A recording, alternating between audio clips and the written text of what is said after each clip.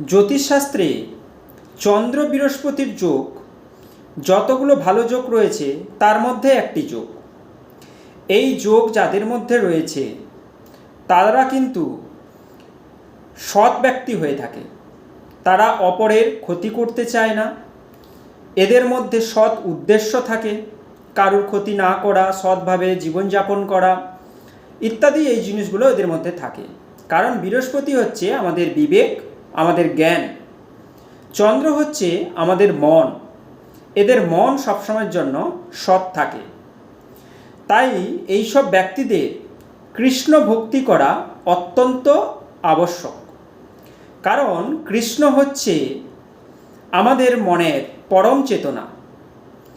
এবং জ্যোতিষশাস্ত্রে এই চন্দ্রকে, কৃষ্ণের যে 10 অবতার তাদের মধ্যে চন্দ্রকে কৃষ্ণের সঙ্গে তুলনা করা হয়েছে। তাই এই যোগ যাদের মধ্যে থাকবে তাদের কৃষ্ণ ভক্তি অতি আবশ্যক, বা কৃষ্ণ ভক্তি করলে এরা কিন্তু ভালো রেজাল্ট পাবে।